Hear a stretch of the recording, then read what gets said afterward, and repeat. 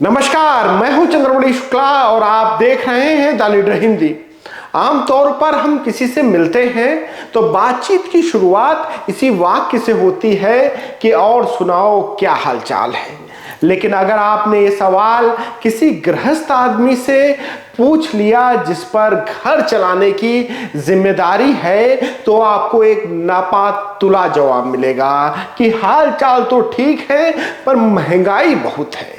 वहीं अगर आपको हमारी बातें सही ना लग रही हो तो अपने आस पड़ोस किसी किराने की दुकान से सामान खरीद रहे व्यक्ति से या बच्चे की फीस जमा कराए किसी अभिभावक से या किसी ऐसे इंसान से पूछ कर देख लीजिए जिसने थोड़ी देर पहले अपनी गाड़ी में ईंधन भराया हो। आपको कुछ महंगाई से जुड़ा वाक्य जरूर सुनने को मिलेगा और बाकी उसके मूड पर है। और हो भी क्यों ना, पिछले 10 सालों में 2G से लेकर 5G और 6G की हम लोग बातें जरूर करने लगे, लेकिन इस बीच महंगाई ने भी अपना लेवल अपग्रेड किया है। ऐसा एक अनुमान है कि 10 साल पहले जो घर का सामान और खर्चे 4-4.5 हजार में निपट जाते थे वो अब 20,000 में भी पूरे नहीं होते हैं। अगर रोजमर्रा के खाने की चीजों की बात करें जैसे आटा, दाल, चावल, सरसों का तेल तो महंगा हुआ ही है।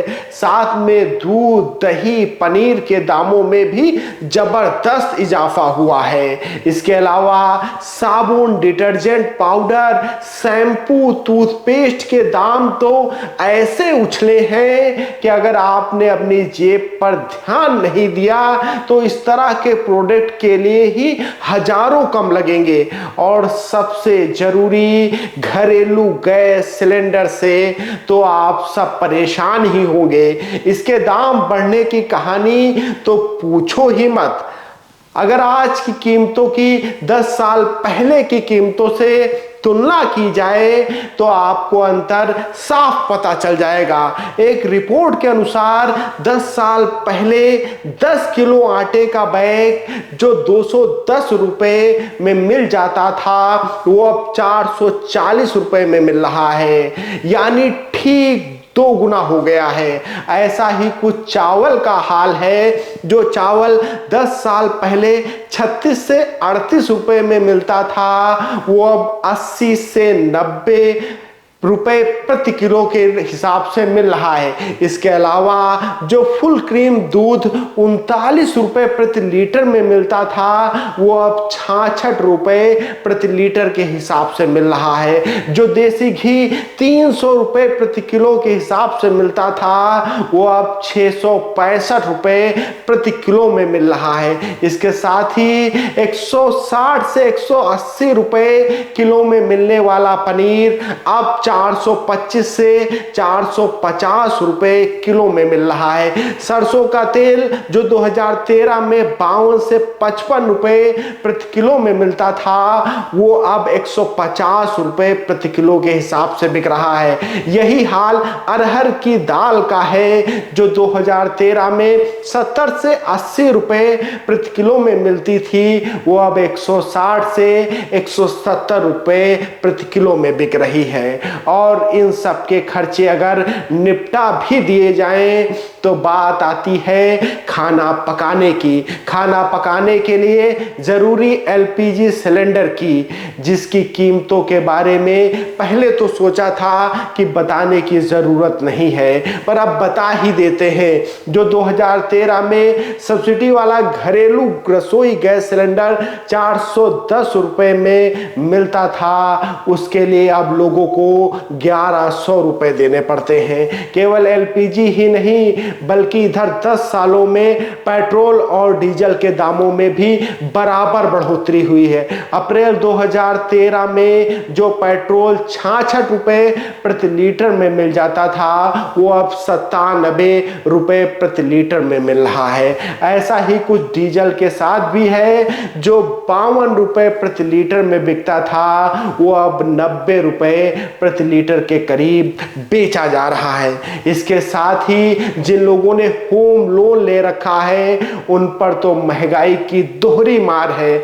अगर किसी ने घर खरीदने वाले ने 2022 से पहले होम लोन लिया होगा तो महंगी ईएमआई के चलते उसके घर का बजट अपने आप ही समझ लीजिए कि वो डगमगा गया होगा या पटरी से उतर चुका होगा, क्योंकि आरबीआई ने इस मामले में झटके पर झटके ही दिए हैं। जिसे एक उदाहरण से समझें तो मान लीजिए किसी घर खरीदने वाले ने 40 लाख रुपए का होम लोन 20 साल के लिए 6.50% ब्याज दर पर लिया है और तब उसे 29,823 रुपए ईएमआई का भुगतान करना पड़ रहा था। लेकिन अब उसी होम लोन पर उस घर खरीदने वाले को 33,568 रुपए ईएमआई चुकानी पड़ रही है, यानी हर महीने 3,745 रुपए ज्यादा ईएमआई का भुगतान करना पड़ रहा है। अब जब इतना बोझ किसी पर पड़ रहा होगा तो वो कैसे कहेगा कि हाल चाल सब ठीक है। वो तो महंगाई को कोसेगा ही, पर कोसने से भी कोई हल मिलता हुआ नहीं दिख रहा है, क्योंकि बेमौसम बारिश ने जहां फसलों को बर्बाद कर रखा है तो उधर ओपेक देशों ने कच्चे तेल के उत्पादन में कटौती का फैसला ले लिया है। मतलब पेट्रोल डीजल के सभी सस्ते होने की कोई उम्मीद नहीं लगती।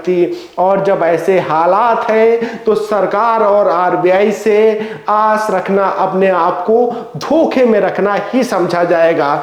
लेकिन फिर भी एक आम आदमी सरकार की तरफ से इस उम्मीद से देखता है कि कोई तो ऐसी नीति बने जिससे इस महंगाई के असर को कम किया जा सके, क्योंकि पिछले 10 सालों में महीने का खर्च लगभग 2 गुना तक बढ़ गया है।